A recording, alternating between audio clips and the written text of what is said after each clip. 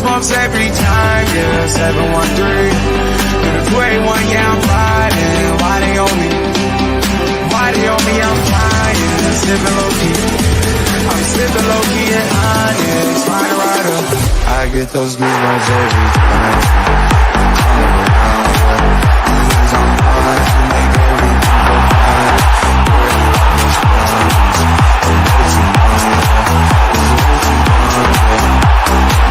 I get those goosebumps every time. I need the Heimlich, throw that to the side.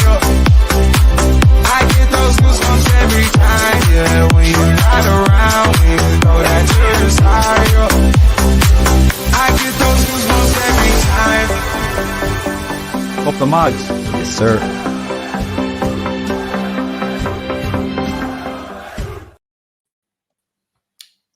Hello. And welcome to Loaded Mag NUFC. All right, let's get into it.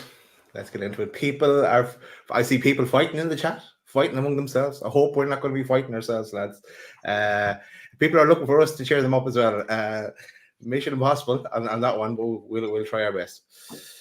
Chris, how are you, first of all? Mate, I'm feeling rough today. I wear sums. Hey, so we're somewhere cheer us up. Sums are smiling. Yeah, I'm feeling rough today, mate. Really dosed up with the man flu. Been feeling rough since yesterday, actually. But I must admit, I was hoping today for to be, to feel better, watching a good performance at Craven Cottage, and unfortunately, I wasn't made to feel any better. But we are where we are, and I'm sure we'll get into it. But on a personal level, mate, I'm okay. I'm all right. Pete, how are you doing, mate? Yeah, same. I've not been well the last couple of days. A bit more of the same, really. Hoping that today's result would give us a bit of a pick me up. And yeah, it just made me feel worse. So yeah, not good. But Daz, how are you, mate? How's things? Apart from the game, I'm great. And I hope I don't come down with the same thing you guys have. But good, because I was at a tournament this morning, and my little boy Luca was in that, and they played 3 games, and they were absolutely smashing under sevens. Football like how it should be played. Now it's Gaelic football, but I think he scored about 7 or 8 goals in that. But they were amazing. So proud of them. They did really well. But then to come and having to endure what we had to endure, not so pretty. Let's get into it.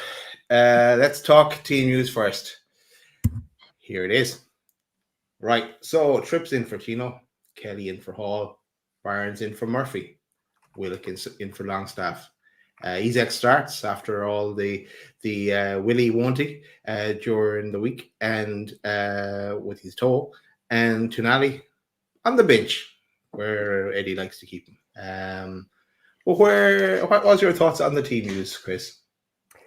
Okay, mate. So I'll be honest, and I'm I can say this because obviously I mentioned it to you boys, didn't I? When the team sheets came out, like I was a little bit skeptical over particularly one person starting, and that was Joe Willock. For me, I do feel like this game, Sandro Tonali should have started. Really, really do. I've seen a few people in the chat saying, Sean Longstaff was dropped. That's what everyone had been asking for, for Tonali.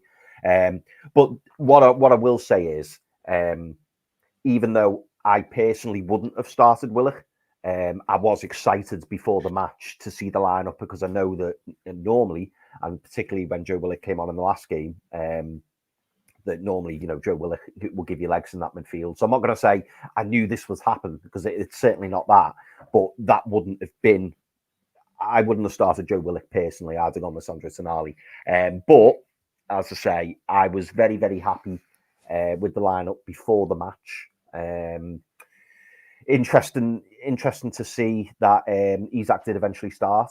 We kind of predicted it, didn't we, Pete, on the away days, the away days with Emilio. If you haven't watched that, give it a little watch back. It was good. But yeah, Lloyd Kelly started at left back. And again, Pete, I think you called that one.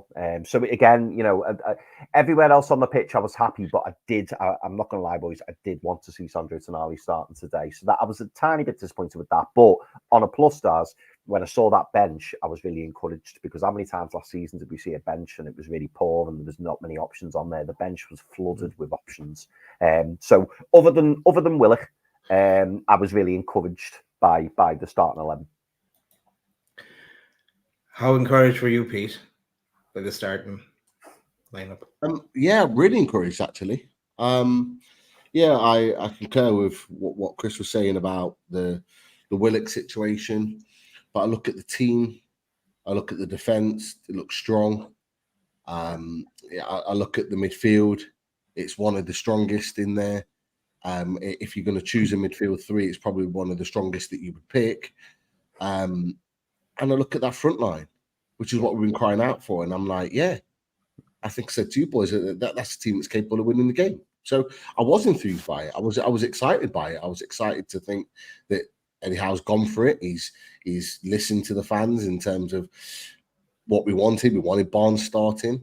You know, we wanted almost players to be rewarded for their good performances, and they were. Trippier was in. He'd been playing well coming off the bench. And yeah, I was kind of excited coming into the game, knowing that was the lineup. But I agree with Chris. I think Tonali did deserve to start, but because I look at the rest of the team and I go, looks good. Like I was okay with it. I was okay. I was you know, it's fine. So yeah, to see what then transpired after that was really disappointing. Mm-hmm.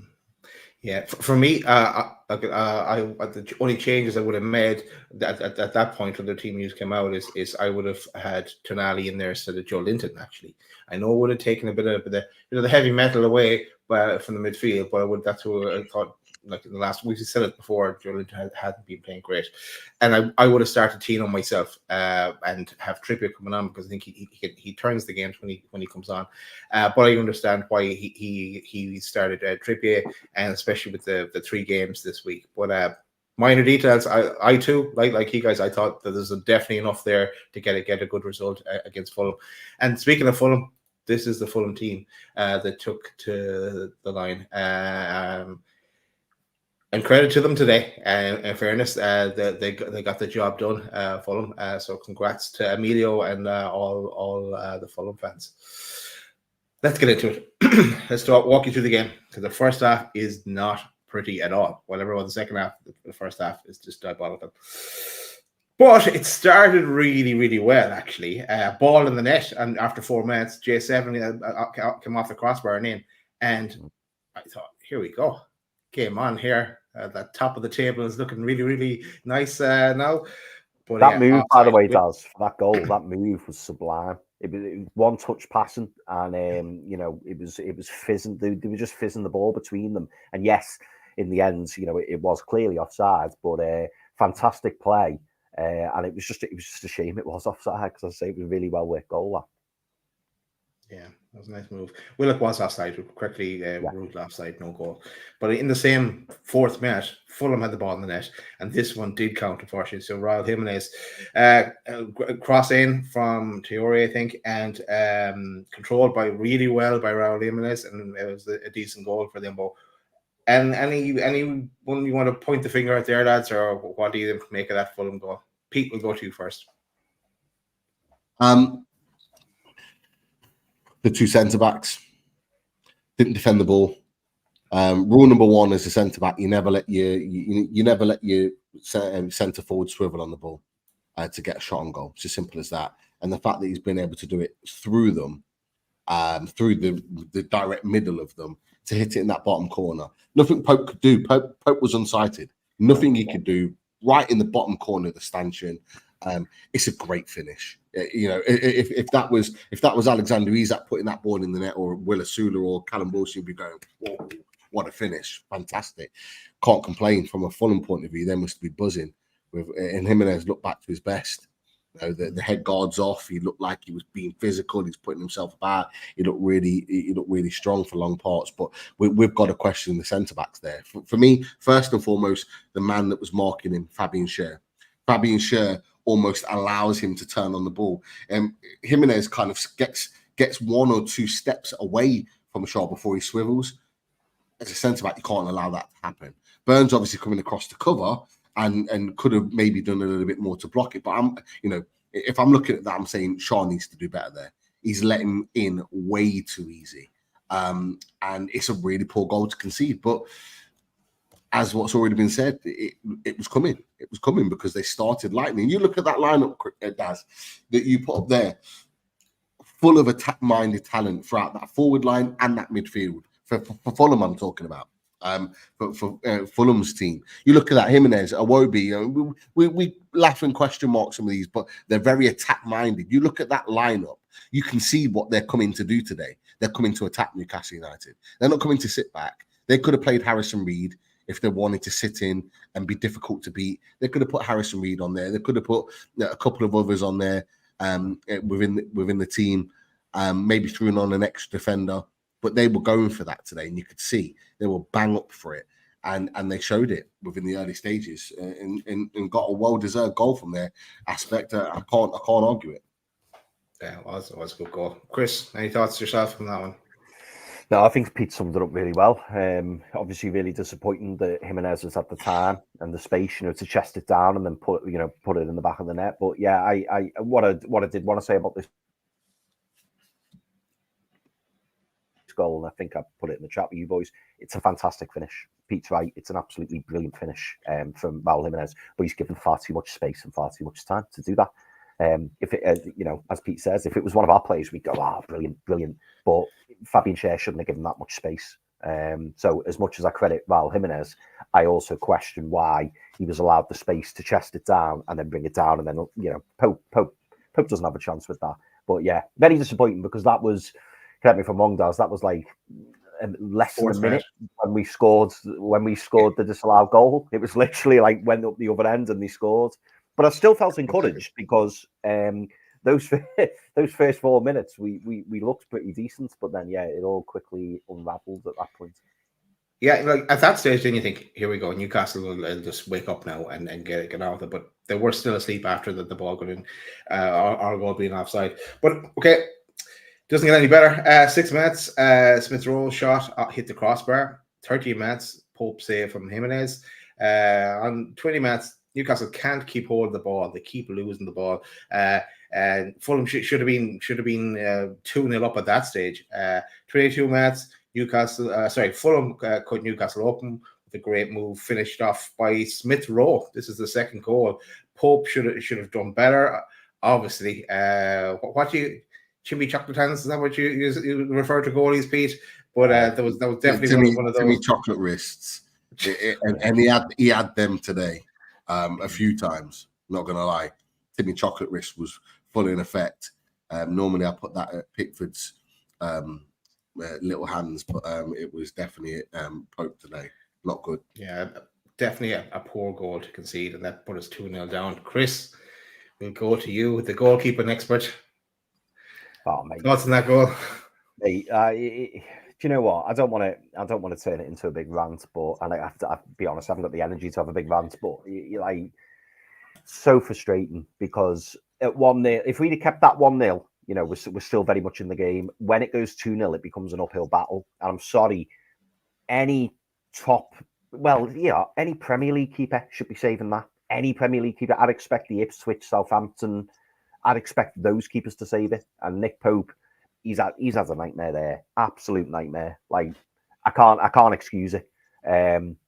Yes, Emile Smith-Rowe probably should have been closed down more. Yes, he shouldn't have had the shot off. But a Premier League goalkeeper makes a better save than that. He literally bends down, flaps at it, and it goes past his hands. There's just no excuse. There's no excuse. It's so poor, really is. Agreed. Pete, anything else you want to say on that one? Timmy chocolate wrist. There's nothing more else to say. Look, Emile Smith-Rowe was absolutely superb today. I thought it was a really impressive performance from him. Played the pockets really well. I thought it was awful marking. You could argue who you're going to blame for that goal. Is it Bruno? Is it Joe Linton? You could probably blame both of them for not having the conversation. But the fact that he's able to just drift into the box on a 1-2 and not be picked up for that shot is crazy. But even then, the shot's tame. Any goalkeeper saves that, and you've got to then start to ask questions about Nick Pope and his inconsistency with saves. I mean, don't get me wrong, he's a superb shot stopper. We saw that last week at Wolves. He is superb. But these little moments where he's making these really tame and unnecessary mistakes, like, I don't get it. Like, how is that managed to get through? And if it was a one-off, if it was the first time this season, you kind of go, fair enough. Okay, it's a one-off. But it seems to happen a lot. Like, his way of saving is weird. Like, he was literally nearly on all fours at the point where the ball comes in. Like, why are you in that position to pick up that ball that's coming to you? Like, surely you go down and you dive. Get your body behind it. Get your body behind it. When we see the clips of training, when we see the tuning training clips, that's exactly what they're working on. So why is he not doing that in the game? Because that's a simple save. And it's been made a lot worse than what it actually was meant to be. If he just goes down to his left-hand side, he collects that ball easy. For me, someone else in the chat, someone else, one of you two boys, please explain it to me, because it doesn't make sense to me. Some of the way in which he saves some of these shots, like he's parrying shots he just should be collecting. Like, it doesn't make sense. It's not all the time, though. This is the thing. Most of the time, 90% of the time, he's doing the right things, and he's a big asset for us 90% of the time. But when he's doing stuff like this, like, it's unnecessary. I don't get it. I don't understand it. But people are questioning the shoulder and the diving to the left as well. I know. But I don't know. Yeah, he does seem to he puts in some great saves as well, by the way. But he just kind of tap an awful lot of them out as well. It is a bit unusual at times. But look, we're 2-0 down this stage, and we're not playing well. It's pretty obvious, but we're not playing well at all, and we don't look like we're getting back into this either. And then 20, I think it's 7 minutes here. I have Fulham and Jimenez has another chance, but it's put over. Barnes then on 33 minutes. Barnes has a shot saved as Newcastle start to pick up the pace a bit. They're starting to wake up because they were totally asleep in the first 33 minutes. But then back again, Pope with another save from Adama Traore. Newcastle can't find that the final pass. It's all a bit sloppy, and they cannot find Isak. They can never find Isak. This is not from just even from today. They cannot get the ball to Isak enough. And I know Isak is isolated and he's playing that lone striker role, but the space between that final ball into Isak it's just not working at all. And maybe that was where the idea of Willock was going to be today. Sorry, Pete, go on. Can we have a conversation on that? Just because. Yeah, I'm seeing on social media a lot of like Isak slander. Not playing well, not had a good start to the season. I'm sorry, I might be in the minority, but I'm not seeing that. I'm seeing a guy that's playing the lone striker role, exactly what Daz has just said. And I'm seeing the guy make some very, very intelligent runs. But I'm seeing a midfield and a team around him that is not finding him at all, that is not looking for our striker. We say he's the second best in the Premier League after Haaland. And rightly so, because of the season he had last season. So when you've got a striker that's as good as what he is, find him. Claire G's just said in there, and I agree with her, he's feeding off absolute crumbs. He must be, and look, his head shaved quite close to the line, but he must be pulling those little tweezy bits of hair out. I'm not going to lie, because if I was in this position, if any of us and anyone in the chat was in this position, we'd be doing exactly the same. We would be doing that. We would be getting Manscaped out and going closer to the edge. Absolutely. There's your free plug, Manscaped. Okay, we're all week. That's what I would be doing, because I'm sorry, we are not finding him. He's one of the best strikers in Europe, and he's feeding off absolutely nothing. What do you expect? We can't expect him to pick up the ball and take on 4 players and whack it in the top corner. Yeah, he might be able to do that now and again, but no striker is able or expected to do that. You've got to find him. You've got to find service. Honestly, the amount of times he was making runs today and they were going for the simple pass and he's kind of arms up and he's like, you can say he's not visually trying to show his frustration, but you can tell he's frustrated. And we're not doing enough to feed our main guy. He's the goal scorer. He's the top guy. We want him on the board, putting the ball in the net. Feed him.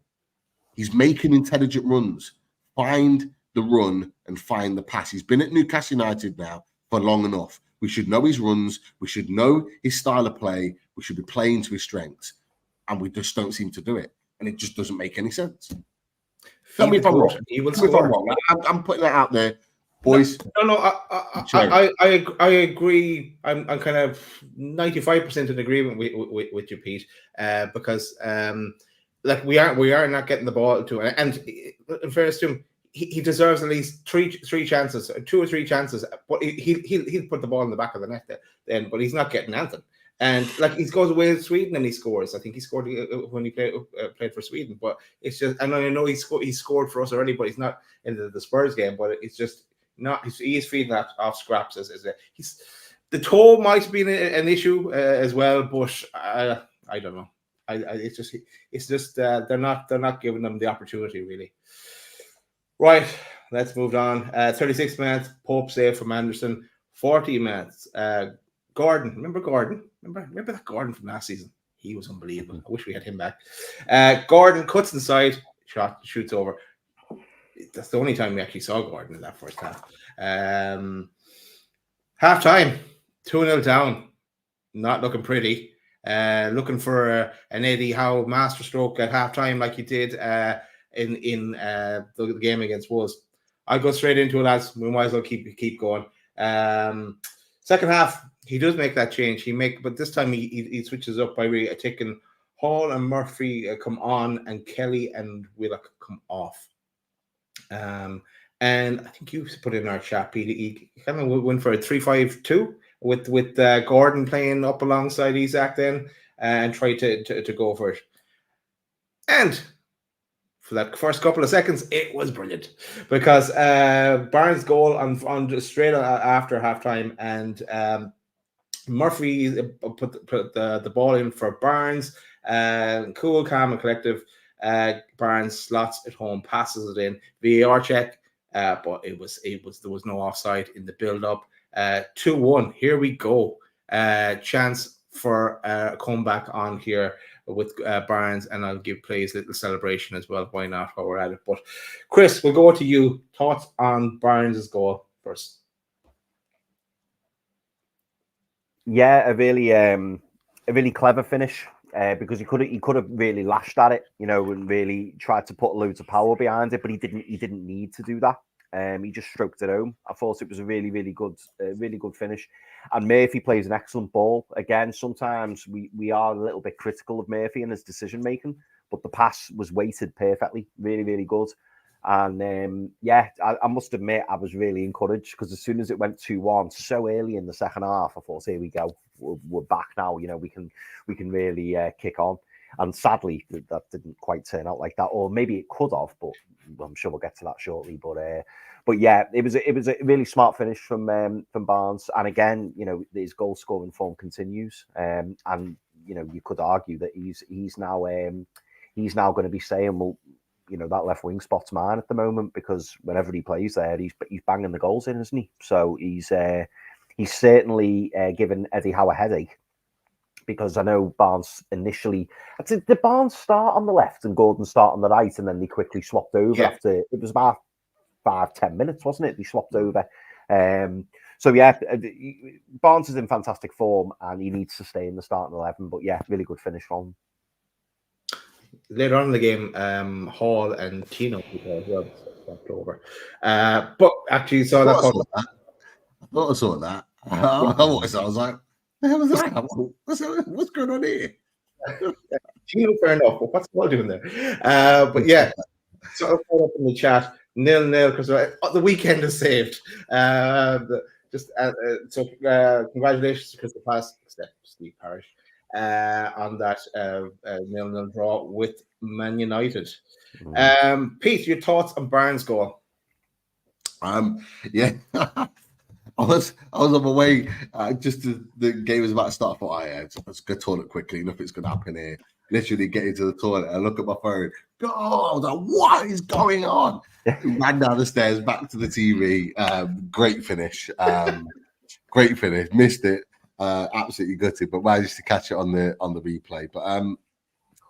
But this is what you get when you play quick football, quick intense football. 1, 2, 3 passes, boom in, and this is why you have Harvey Barnes in your team, because Harvey Barnes will score a goal on a half chance. Harvey Barnes will score your goal when he's expected to score. He is that type of player. You got a fit Harvey Barnes, you've always got a chance, and it's a great finish. Lovely run, lovely movement. He looked strong today. He looked fit.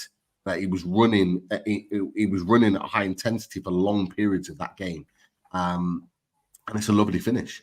It's a classic trademark Harvey Barnes finish. And at that point, I'm like, we're in this. We're in it. I'm literally like screaming to the TV, get the ball, get back in, put it on the spot, let's go again.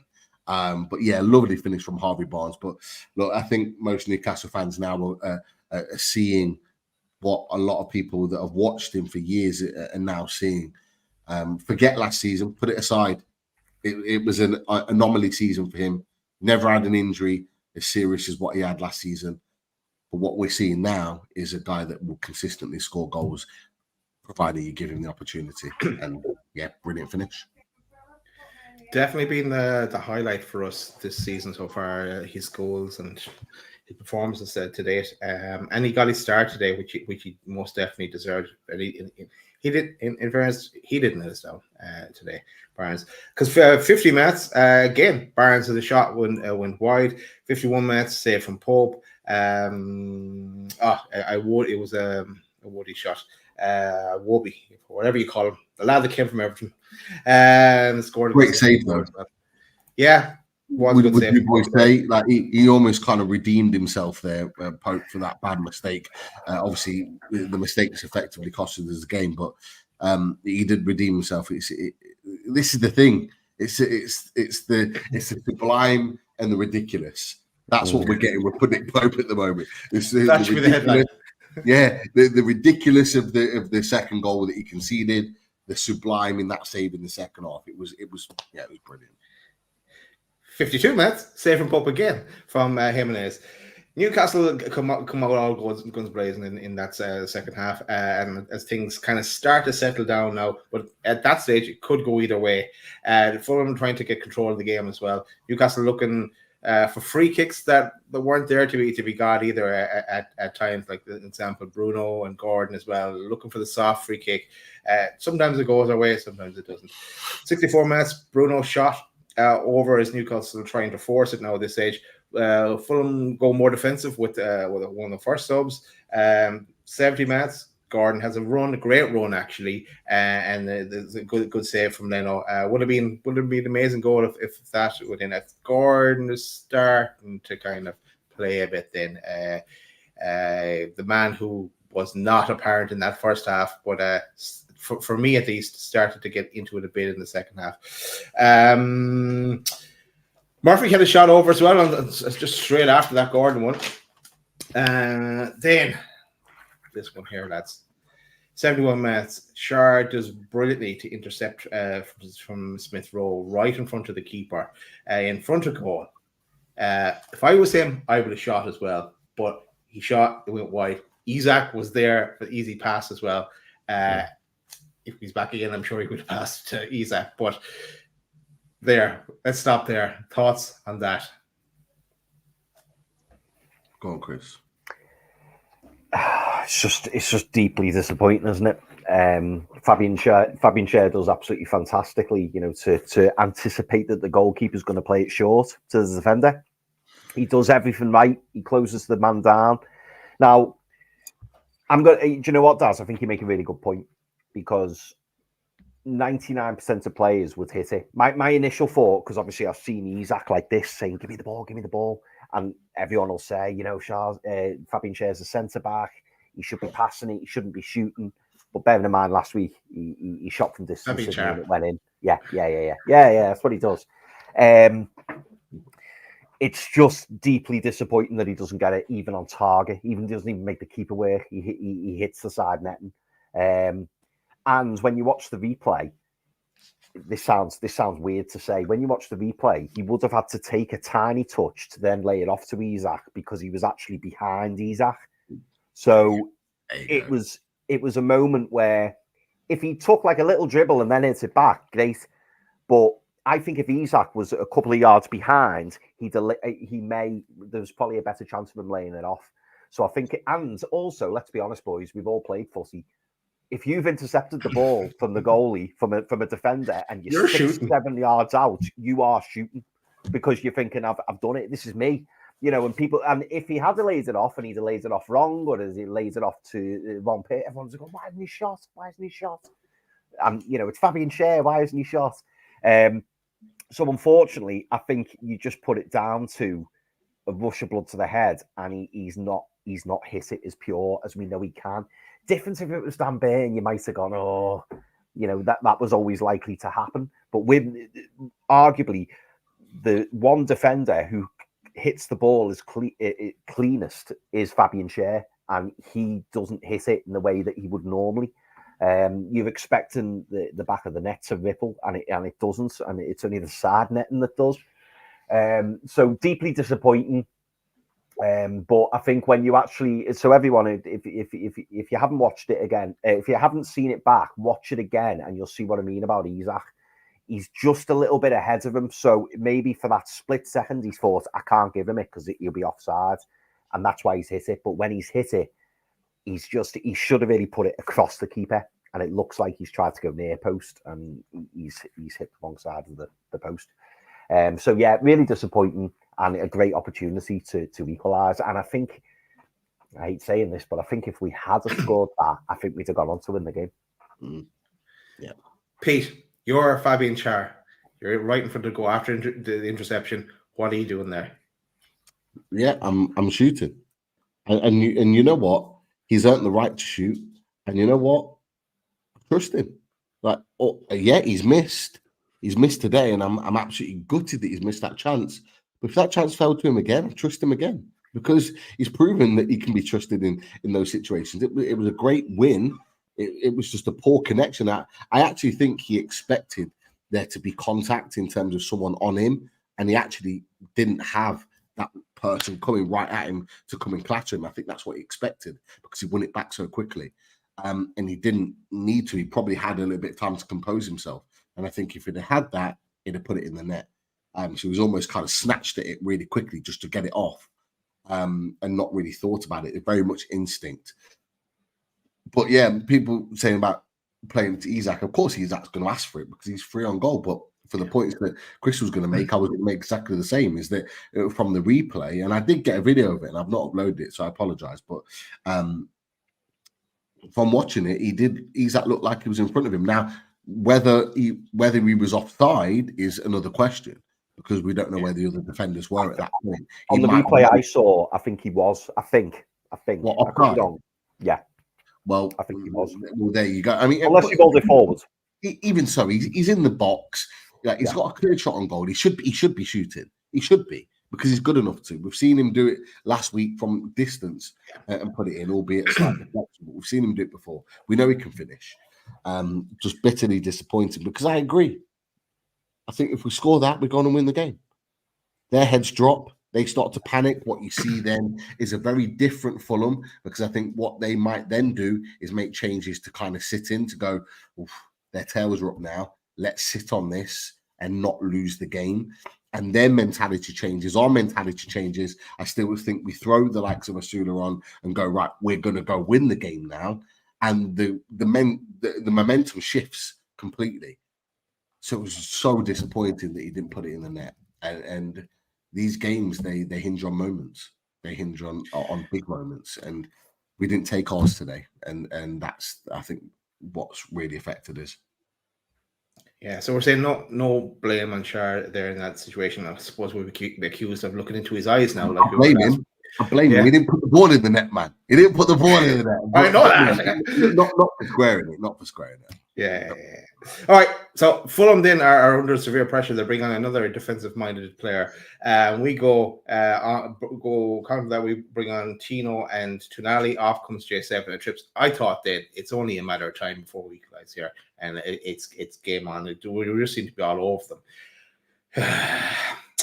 Once again, Fulham had another shot and they should have finished it, but it didn't happen on the 81st minute.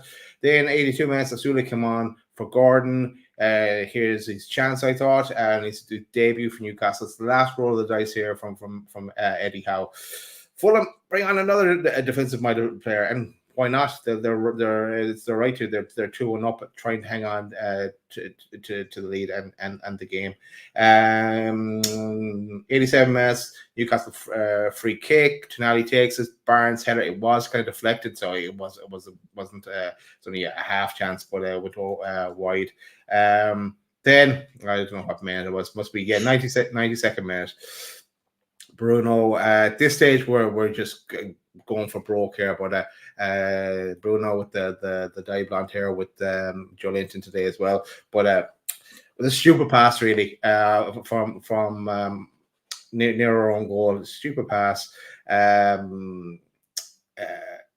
Just played the deflection by intercepted by the Fulham player, and they put the ball in the back of the net. A gift for Fulham, but it kind of just summed up our day. Thoughts on that goal?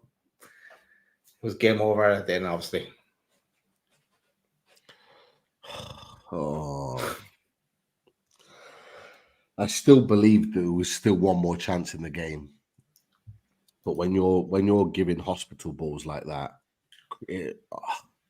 look, we love him. He's our captain, but that was criminal. I'm sorry, that was criminal. Rule number one: you don't play a ball like that across your goal. You don't do it. You just don't do it. He's a Brazilian international. You don't play a ball like that across his goal.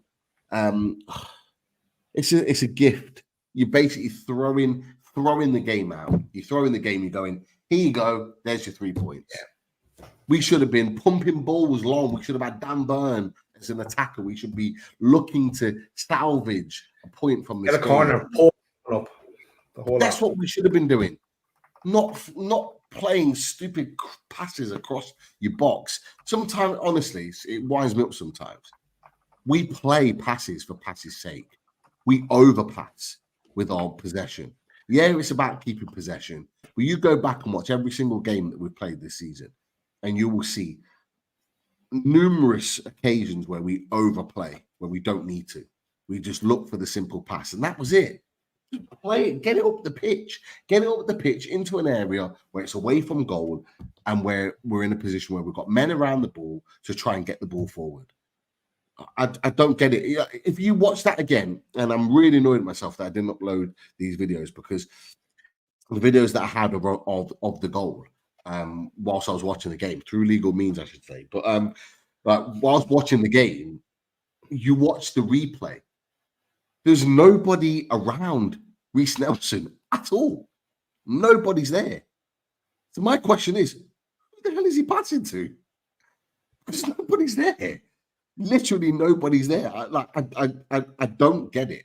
Don't get who he's passing to, because nobody was in vicinity whatsoever apart from Reece Nelson. And he picks it up and he takes a touch and he goes, "Thank you very much. There's my first goal for Fulham." Boom. And it's in. And you're throwing the game away. And he knows it and he's apologized for it. And that's fine. You can apologize for it.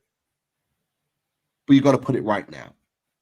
And for me, there's a bigger question around Bruno Guimaraes that we might want to get to once you boys have had your say on the goal. Yeah, no, I think, Pete, again, watching the replay, it looked like Bruno was trying to spray it across the 18-yard box. Not that he should have done it, because when he hits it, it deflects off somebody. So he shouldn't be playing a crossfield ball in that angle. He just shouldn't. But I think Tino Livramento was on the other side of the 18-yard box, and that was who he was trying to hit. But he's mishit it, and then it's hit somebody. It deflected off somebody, and then it's ricocheted and took the sting out of the ball, and that's why it's gone to Reece Nelson. But either way, you're right. You don't play that ball, especially when it's 2-1. You just don't do that. And also, Reece Nelson's just sitting in the box on his own, just like, oh, I'll have that. Thanks very much. So it's poor all round. But we all saw from Bruno's reaction, he knew what he'd done as soon as he'd done it. You know, his head was in his hands.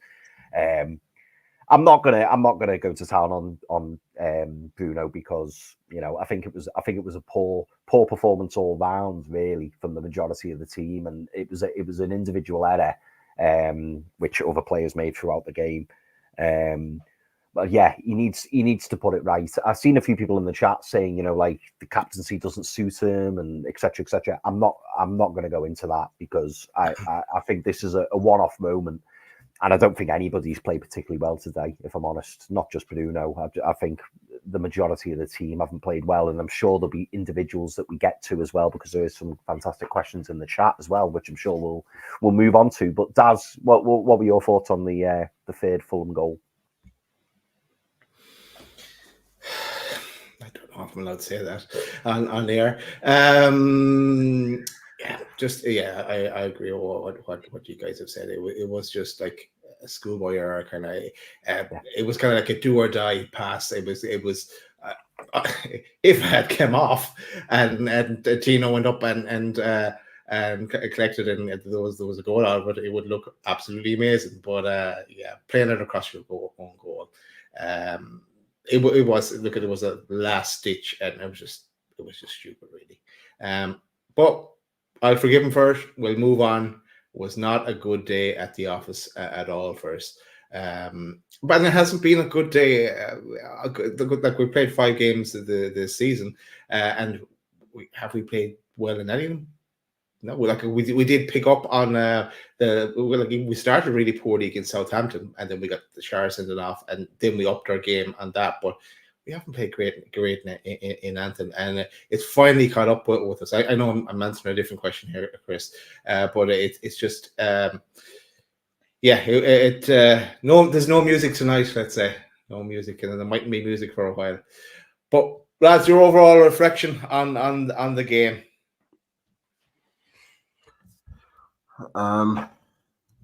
Another poor display.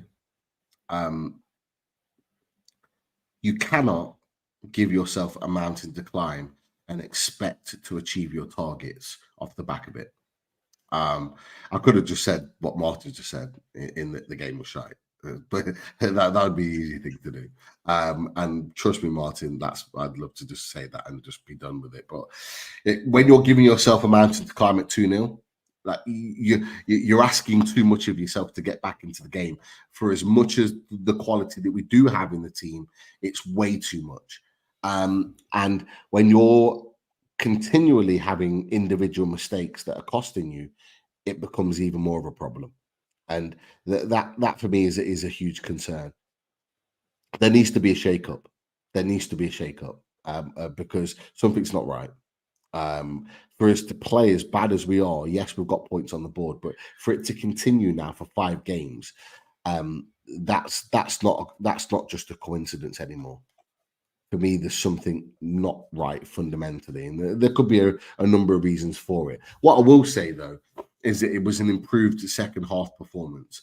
And to be fair, based on the second half performance, we could have potentially salvaged something from the game. So there's a way of playing there that actually works for Newcastle United. It's very, very clear to me. If we're playing defensively and we're playing and having a defensive mindset, we play Kelly. If we're going attack-minded, we play Horn. It's very simple in terms of the way in which Eddie Howe is thinking about where he's selecting certain players. And what I liked, one point, what I liked is that he changed tack. Now, I thought it was a 3-5-2. Talking to the boys in the Midlands South chat, they thought it was a 4-2-3-1, and it did, as the game went on, look more like that he reverted to. And I like the fact that he went to change that and he went more attacking. My question is, why did he not do that in the first place? When you're the better team, and we might have not proven it today, but we are. When you're the better team, why not go to teams like Craven Cottage and Fulham and impose yourself on them and go, we're here to win the game. We're here to win the game. So why not? I thought Kelly would start just because I'm thinking of previous selections. Why not play Hall? Why not go 4-3-2 or 4-2-3-1 and go for it and try and win the game first? Well, why not do that? And so it's, there has to be some questions there looking back if we're going to move forward, because something's not right there. And individual mistakes are costing us. It's very, very clear. Someone, I think, put it in the chat, but I saw it earlier on today. I think we were third in the league for the most shots that we've had against us, and that was before today's game. So we're probably up there now in the top 2 for the amount of shots that we've had against us per game. Like, you would expect the teams at the bottom of the league to be hitting those numbers, but Newcastle United are there. Now, I think, although Pope made that mistake today, he's probably part of the reason why we haven't conceded more goals. And if Dubravka was in goal, I think it would be reflected that we'd be even worse than that now. But something's not right. Why are we conceding that many shots when we finished 4th, we barely had a shot against us in games? Why is that happening? Why are we conceding shot after shot after shot? Conrad just put in there, Pope has had 100 shots on him this season so far. Why is that happening? Something fundamentally wrong there in terms of the team.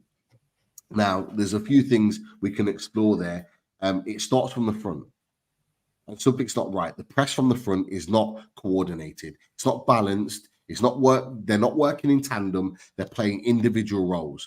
1 minute you'll get Gordon that will do the odd press, and he will do it on his own, and the other 2 will stand there. Then you'll get Isak doing the same, and the other 2 will stand there. And then you'll get Barnes or Murphy, whoever is on, doing it. Whereas previously, we were doing it in tandem as a 3. Why is that not happening? Then you look at the midfield. Why is the midfield not pressing? Why is the midfield not imposing itself? Why is the midfield getting constantly caught in and behind Bruno Guimaraes as our deep-line defensive midfielder? Time and time and time again. Why is it happening? Why are we not doing anything to stop that from happening, particularly away from home? Defensively, I thought for long parts we were okay, but the fact that we were overrun by our midfield constantly created more problems for the defensive line and created more problems for Nick Pope. These are things that I'm seeing watching the game. These are things that people in the chat and you, Daz, Chris, are seeing during the game. So why is it not being looked at? It's all right chopping and changing plays, but we need to find a system that's stopping these things from happening, because these are the things that will stop us fighting at the top end of the table going into next season. And we can talk about individual players as you want to go along, but that's what I've got to say about the performance. Chris, I'm not even going to ask you about performance because I know it's going to be similar. I'm going to switch to the table, and we still sit 6th in the table. So, but the table does. No, people said the table doesn't lie, but the table does hide the fact that we have been playing poor. We've been picking up results, and it was just a matter of time, probably until it did fall apart a bit. So, where do we go from here? Is my question, Chris. The $1 million question, mate. I mean, we've got AFC Wimbledon in the cup. I believe that's the next game, and then we have the champions at home. So quickly we're going to have to sort this out. I mean, I totally agree with what Pete said when he said something's not right. It definitely feels that way. It feels like we're not working as a unit. We're not playing as a team. I also believe that Eddie hasn't quite worked out what his strongest 11 is at the moment.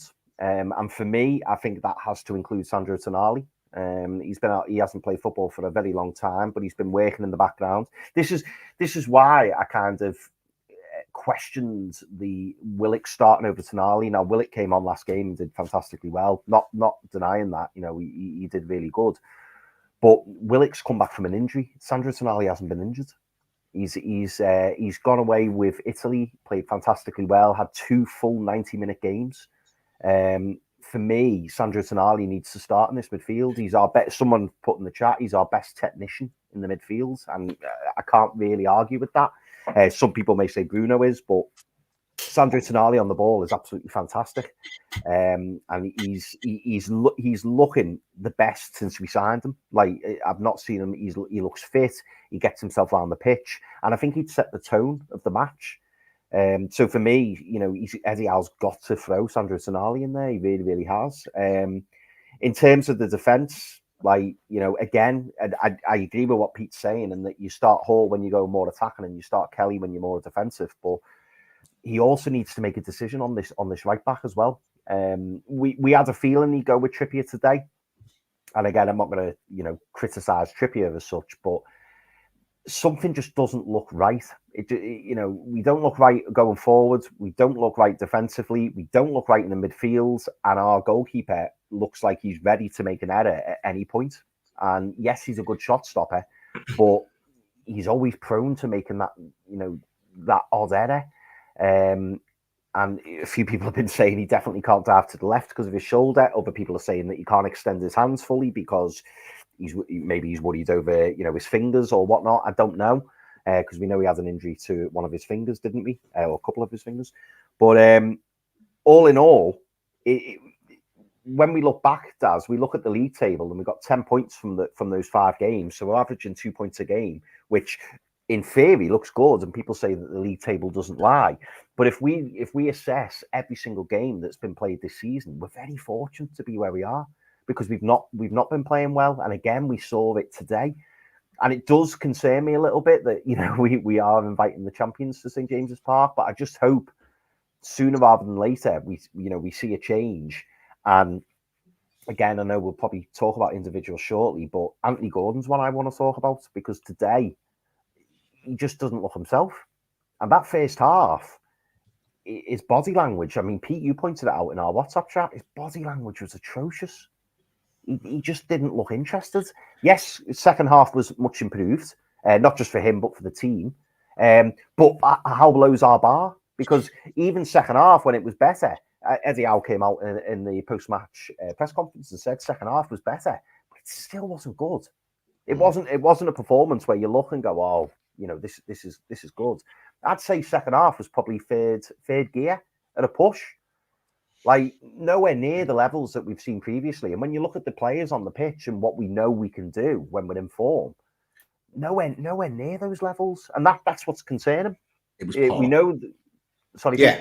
Second half, I would consider par for the course. Par, yeah. Absolutely. That's what we Definitely expect. Minimum. A few bogeys. What's an albatross? That's -2, isn't it? Bad or good? I can't remember. Could be wrong. Was that double bogey? Oh, I don't know. It was shit. It was shit. Let's put it that way. I'll agree with Martin in the chat there. It was definitely shit that first half. Lads, we'll move on. Let's let's play the tune everyone likes. So turn up the volume. We'll play this and then we'll go to some questions.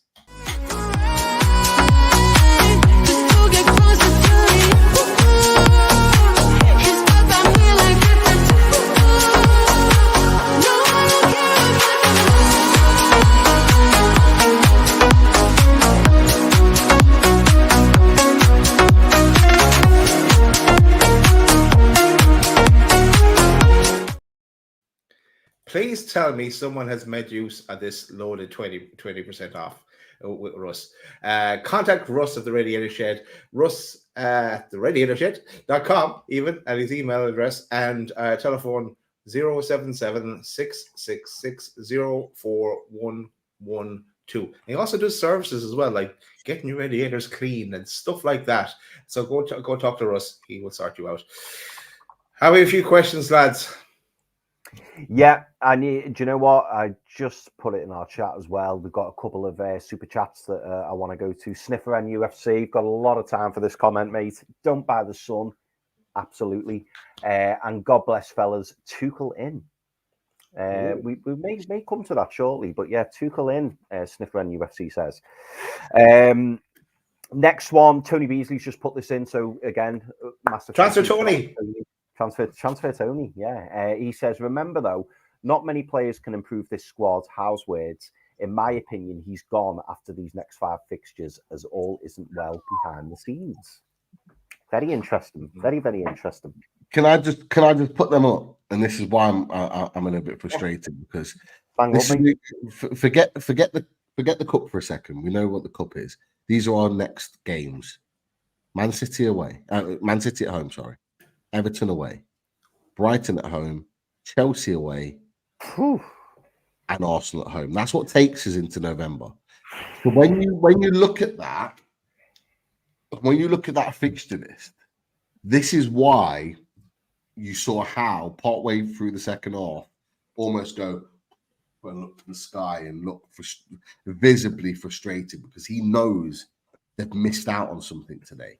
Yeah, don't have many. Almost not. It's not a sure thing because no game's a sure thing, but more winnable games in that next 5 that are coming. And I say that with the absolute respect for those teams because let me just. Oh, sorry, I took them off by accident. I'll put them back up. These teams, Everton aside, are all playing well. yeah, are all good sides. yeah. They're all going to be teams that are fighting either above us or in and around us this season. That's a massive 5 games that are coming up in the Premier League for Newcastle United. Absolute massive.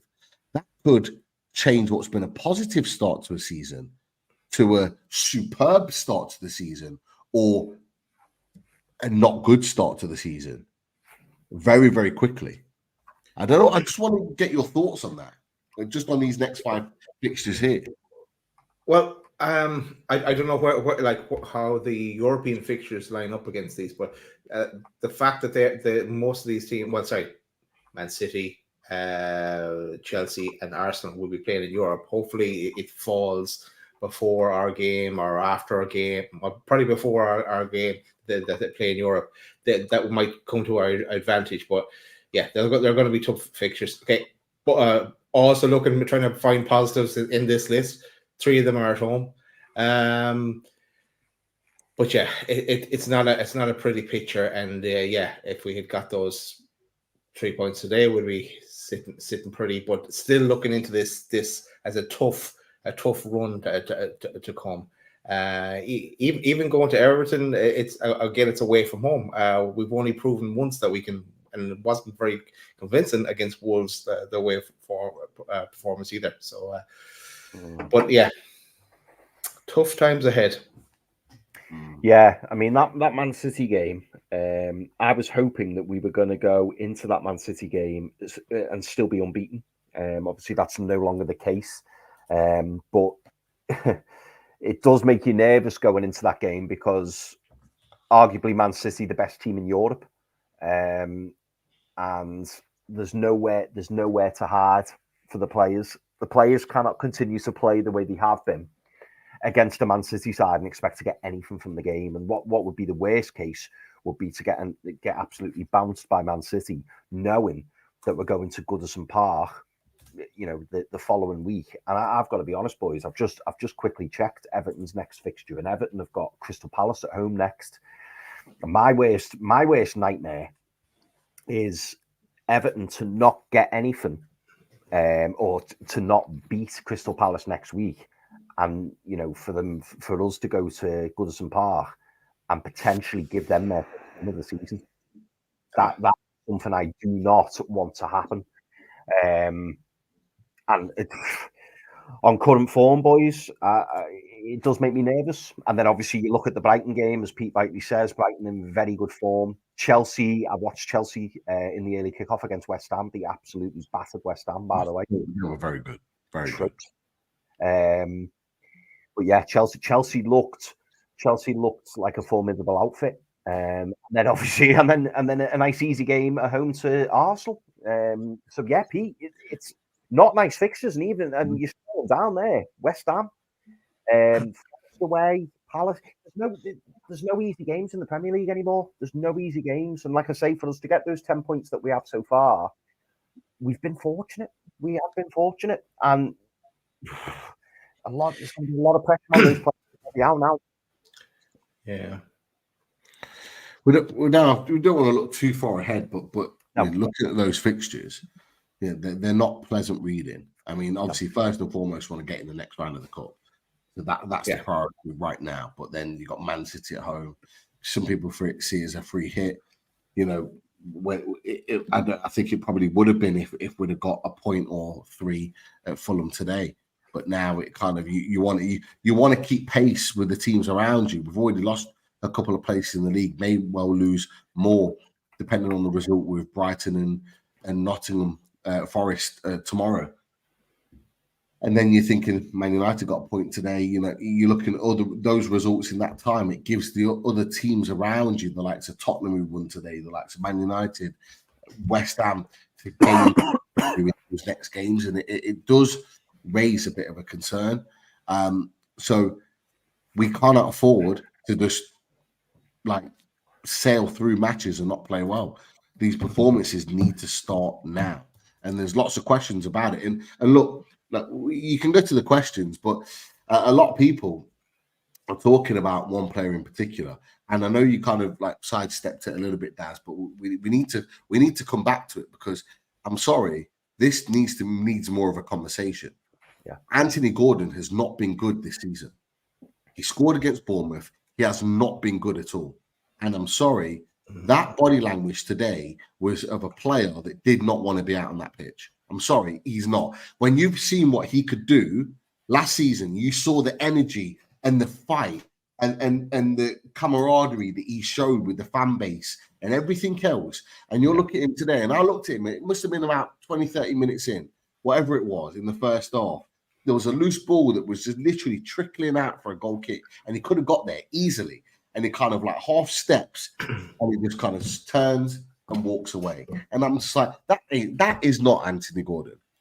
That's not Anthony Gordon. That's not, and I'm not asking him to run 10 yards, 20 yards, 30 yards to press a ball. I'm asking him to try and keep the ball in at the Fulham goal line in order to try and keep us up the pitch and not give away a needless goal kick. Like, I'm asking him to track back, and I'm seeing him look up and seeing that he's got a 10, 20 yard dash in front of him and going, and he's kind of like just trotting along. That isn't Anthony Gordon. I'm sorry. Like, we put Anthony Gordon on a pedestal as being the guy. We called him the star boy. We called him that for a reason. Not only because he works his socks off and he runs himself into the ground for the team, but actually he was backing it up by getting goals and assists. Well, I'm sorry, he's got 1 goal and no assist this season in 5 games, and his performances haven't been good. I'm sorry, it needs to be called out. It needs to be called out. This is not about fitness and not having a preseason. He's had 5 games to play in, and Eddie Howe's played him through that period. And I'm not even including preseason here. He's played him through that period. Every other team around us have had players in the same position as him that are now up to speed. He's not, and there's a reason for that. I don't know what the exact reason is, but something's not right there. And someone put in the chat, and I don't know who it was. Someone put in the chat about the fact that, you know, was he sulking because he didn't start on the left in terms of that one there. Yeah, I wouldn't be surprised. I would not be surprised at all. He wants. We discussed this on away days. He wants to be on that left hand side. He does, because he's not. If he goes up head to head for England with Saka, there's only one winner. Saka's going to start on the right. He wants to be on that left-hand side. And Harvey Barnes at the moment is the player who should be playing on the left-hand side because he's producing the goods. But then it goes back to the question, right? I'm zooming back a year or more. Why the hell did we buy Barnes and Gordon? You know, while we still had the right, why did we not buy a right winger? I'm glad we have Barnes, but why did we buy both? We've talked about it before, Daz. The reason why they bought Barnes is because they didn't expect Gordon to have the season he did. It's as simple as that. They weren't sure, and let's be honest, none of us were, because his first 6 months weren't great. Only in the last game of the season at Stamford Bridge did he put a performance in that was worthy of starting for Newcastle United on that left-hand side. All those other games, he wasn't great. And if any Newcastle fan was honest with that last 6 months, they would say exactly the same.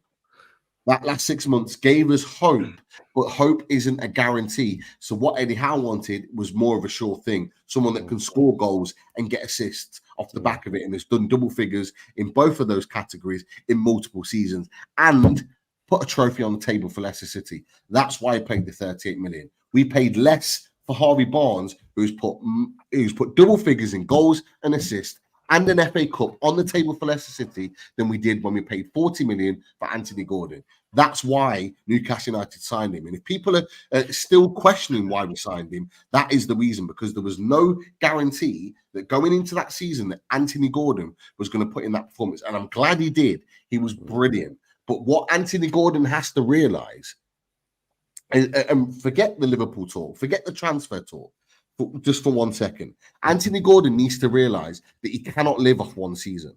If you want to be a player at the top of your game, you have to put one season aside, like the best players do, and go, I'm going to do it again.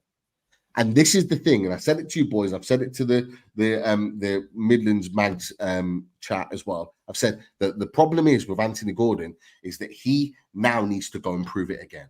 He got 10 goals and 10 assists. He had a brilliant season last season. He has to go and prove it again, because if he doesn't prove it again, there'll just be cause of inconsistency, because he's had one good season and he hasn't backed it up. If he wants to be the player that he believes he is, and that we feel that he can be, he's got to go and prove that again. And he can't just go and live off his laurels of a good season and go, yeah, I'm not going to work as hard as I needed to. I'm going to strop because I'm not playing on the left-hand side. Can't do it. He has to put in the performances. The strange thing there, though, right, is that it's in that scenario, Howe questioned himself, because what does Howe do? He makes players better. With a bit of time, he makes players better. So he didn't think he could make Gordon better, and then boom, it happened. And I'll say it again. I'm glad we have Barnes, but we've neglected the right hand side in doing that. We have two brilliant left-sided wingers, and Murphy and Miggy on the right. Do you know what's concerning me? And like I said this to you before we went live, Daz, Pete, I don't think you joined. I don't think you were in the green room at that point. The thing that's concerned me, like I've tried to sugarcoat this, and maybe I've tried to pretend I haven't seen it. But I've noticed a visible change in Anthony Gordon.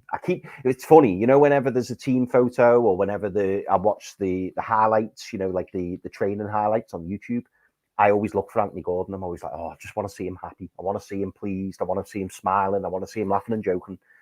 Because I think I've seen the difference in him, as I'm sure you boys have. And what's worrying me is, obviously, because I have quite a lot of Blues in my family and also my friends. Now, my Blue mate said to me ages ago, and I'm surprised he hasn't pulled me on it yet, but he said to me ages ago when we signed him, just wait until he spits his dummy out, or he throws his toys off the plan. Just wait. And the performances and the attitude and the swagger and everything the body language, everything I'm seeing right now is what he was like at the end of his Everton career. The way he is right now. So we're not taking away, his talent and the fact that, he's still capable and he's very, very good winger. He doesn't look like he did at the back end of last season. He just doesn't look. He something, whether it's mentally, something's changed.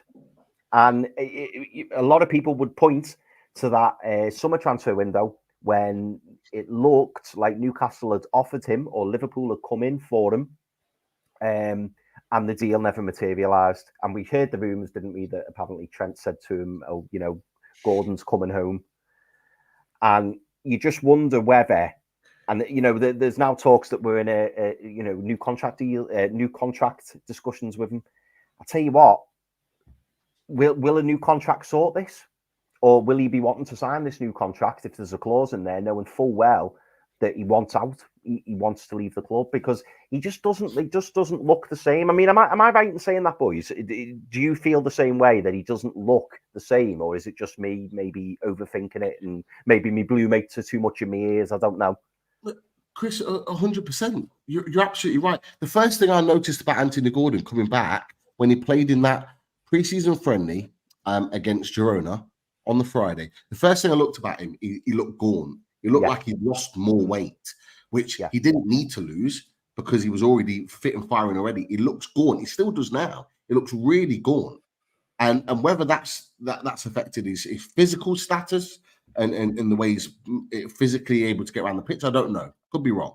But like Ian McKenna's put a comment on there, a couple saying that slagging Anthony Gordon off. We're not. We're just pointing out the fact that he doesn't look right, and he doesn't. Like if you can tell me, Ian, that he looks right, then that's absolutely fine. But I'm watching him in comparison to last season, and I'm seeing very contrast performances. I'm not looking at just the goals and assists and the effect he has on the team. I'm looking at his work rate. This is what he was built on. Anthony Gordon was built on hard work, running himself into the ground, covering distance, and screaming to the fans, and winning a throw-in and going mad, and all of that. And I don't think we're the only ones, Daz, that we're not seeing that. And we're definitely not, in the second comment that you put, we're not saying we need to sell Gordon. Nobody at any point on this panel has said to sell Anthony Gordon. We're not saying that, but we're noticing a difference. And we're asking is why? Why is there such a fundamental change? We cannot use the excuse that he's been off with England, because we're 5 games in. We're 5 games in, and all the other English players are in the same boat. Watkins, for example, hasn't played many games. He's backfiring now. Cole Palmer didn't play many games. He's backfiring now. You can look at all the other internationals as well. They're all fit and firing again. They're all fit and firing back and playing at their best because they've been played through it and they're in that position. We're nearly in October. At this point now, he should be back up to speed. He's been training every week. He's been playing every week. He's in that position to be playing at the level that we should expect him to be, or very close to it. There should not be any excuse there, but there's clearly something not right, and we're asking the question why. And I just want to add really quickly, because Jonathan Greenwood, great to have you in the chat as always, has put why we're not focusing on Isak within that, and we've talked about Isak. For me, I'm looking at Isak and I'm saying he's not. This is just my opinion. He's not getting the service. He's making good runs. Watch the game back, you'll see it. He makes good runs, but he's not getting the quality of ball or the service that a top striker should. But before we go on to back onto Isak, I'm not as I agree with you guys that we're not seeing the best out of him. Gordon, it's evident. And I agree that when he came back, he didn't have the preseason. He is a slow start, but I'm just thinking it's going to click for him anytime soon. But there will come a point in time where we have to kind of go. What, as you're saying now, what's going on? I'm willing to wait a bit longer. Is what I'm trying to say. To give him the benefit of that doubt. For me, he's Flash, and the Flash will return to us. But Starboy, who calls him Starboy? I never heard anyone call him Starboy. But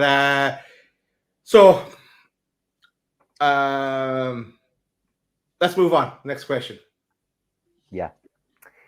Let's see. So, Cadet, I hope I'm saying that right, Cadet. Performances are on how? The buck stops with him. And this season has not been good enough. We have been lucky. We are lucky to be still in the League Cup, and he needs to get it together. Do you boys agree with that assessment? Obviously, I'm sure you'll agree that the buck does stop with Eddie Howe. I think we all know that. But are you placing any blame on the doorstep of Eddie Howe for these performances, or maybe the lineup, or maybe the changes, or what are you guys thinking about Eddie Howe? Because we've seen it, boys. Before we came on, Jimmy Watt also says not the best day for anyone at Newcastle today, but to see some fans on X, joking or not, saying how out is embarrassing. It's one game. So if a few people are saying it. Ali B saying, for me, the fault lies with Eales and Mitchell, not Eddie. So there's a lot of contrasting opinions on here. What do you see for Eddie Howe like going forward? Do you think he's picking the wrong team? Do you think there's something wrong behind the scenes? What do you think it is? I don't really like this narrative that's out there that you're either on Howe and Tyndall's side, or you're on Eales and Mitchell and Bunce. It's kind of in the middle, isn't he? But I don't like that narrative. That I think, as Eddie came out and said at the press conference, but a lot of said, we have to be united, or else we're fucked. We're going nowhere. I blame everyone. Like I did with the transfer window. I didn't blame one individual person for the transfer window. I blame the collective. I blame the collective here as well. We all saw this coming as well. We kept saying we're playing. We're not playing well, but we're getting results. It was the bubble was going to burst. I thought we'd get as far as to Man City, and that would be an okay 1-2 lose in a way. But I don't. Eddie has the season for me. No matter what happens, Eddie has the season for me, and he has to deliver something at the end of this season before we go talking about anything else. Pete, I'm going to add another message here from Cadet, and he says, "Are we going to talk about House performance this season? Easy to blame Longstaff, Bear, and Kelly, but nobody's questioned team selection, motivation, and performance." Just to add on to what I initially asked. Just to be clear, I'm not blaming Longstaff, Byrne, or anybody. I haven't at all, and I don't think any of us on this panel have. I think what we realise is with those players in particular, that I don't even go in on the likes of Byrne or anybody else like people were doing last season. I don't think any. I think he's talking the collective. I think he said everybody tends to go for them. Not saying that we do, but everybody tends. Yeah, I think it's a really important thing to say is that I think we recognise that they love and care for the club, but I think we also recognise their limitations as a player. And when they are very limited on as a player, you can't expect any more from them. They literally give everything they can, but they're just not at the level of certain players, and that's okay because some players are like that. But anyway, with regards to Eddie Howe, he has to take the blame for certain things. You look at certain lineups, certain choices. Eddie Howe will take the brunt of most things that don't go Newcastle United's way because he's the manager of the club. Of course he will. He'll always take the brunt of it, and ultimately he'll take the brunt of it eventually when he will lose his job, and that will happen at some point. Whether it's this season, next season, or the season after, he will take the brunt of it and lose his job off the back of it. It's as simple as that. I'll still maintain my opinion of the House situation. I still feel like this is his last season at Newcastle United, regardless of how we do. I do think he will leave in the summer, if not before. I genuinely believe that, and I'm a big Eddie Howe fan, but I do think this, what we're hearing and what we're seeing with all this other stuff behind the scenes, I think it will come to a head at some point.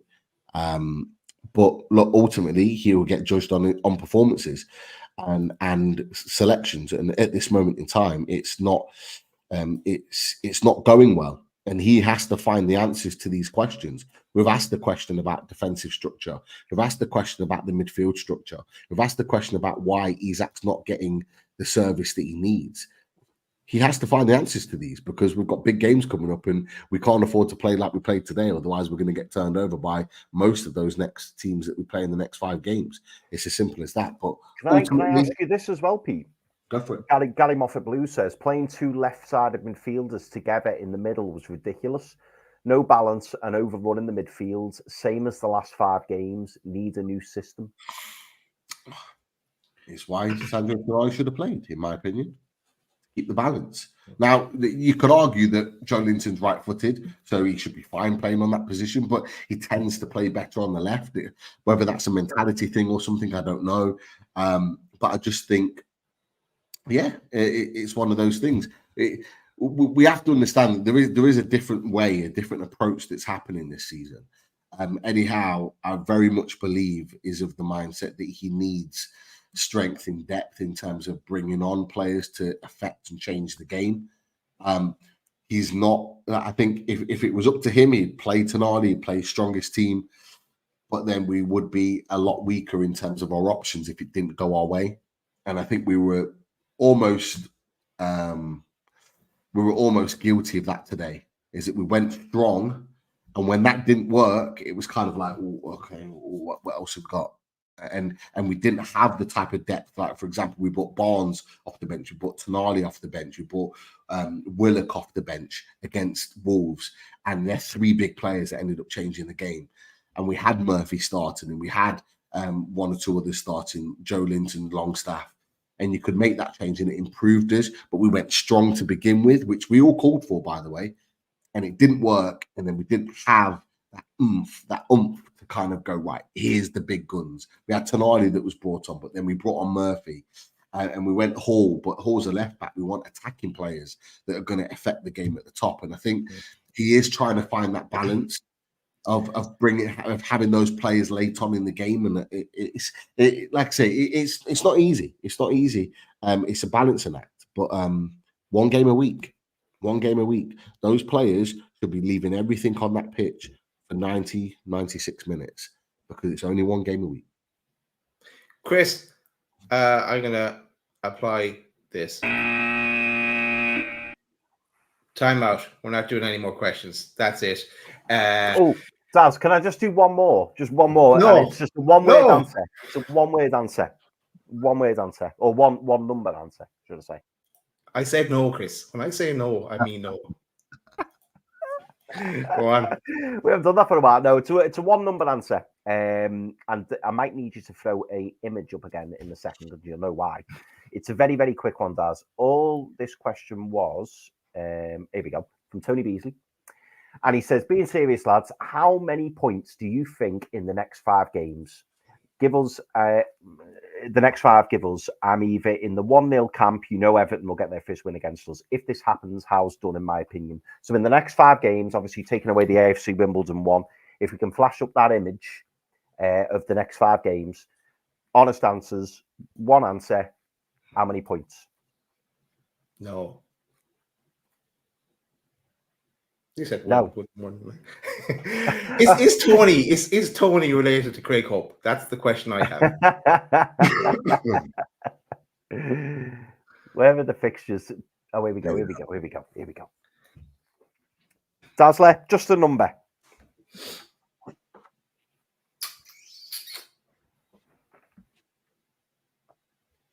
7. That's 5.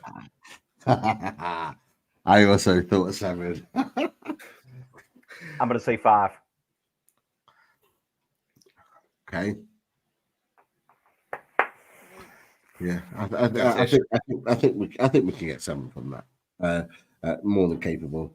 But again, it's about performances. Got to put them in. Yeah. So something has to give.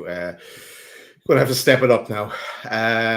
Starting with the League Cup as well, and let's just get safely through into the next round, and then let's get a nice draw as well, but one step at a time. Shout out as well to these people at Manscaped. Fellas, do you want your grooming routine to be an one and done deal? Well, the days of using the same trimmer on your face and your private parts are over, thanks to our friends at Manscaped. You're celebrating there, Chris, in the background, I see. They've come up with an ultimate package to keep your hairs trimmed from 12 to 6. Introducing the Beard and Balls bundle, featuring the Lawnmower 5.0 and the Beard Hedger, a trimmer for the moneymaker and another for the boys downstairs. Get 20% off and free shipping with the code LOADED20 at manscaped.com. That's 20% off and free shipping with the code LOADED20 at manscaped.com for your premium grooming experience. Trust Manscaped. That's it from Manscaped. Also, because we always forget ourselves, we put everyone else ahead of ourselves. The Loaded Shop has a 10% discount at the moment. So you get 10% off. And you know what? If we beat Man City, we might even consider dropping that even further. But 10% off in the shop.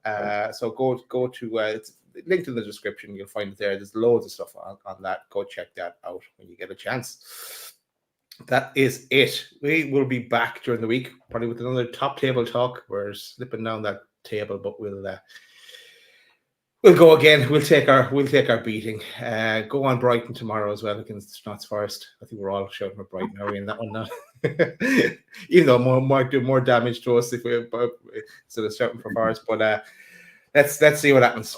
thanks everyone for joining. We knew this was coming. The performances have not been great, and the defeat was never that far away. But thanks for sticking with us. Thanks for joining in the chat. Make sure you smash that like button on the way out, and hope the therapy session did something for you. How do you like that? For one last season, Pete says. Let's see. Good luck.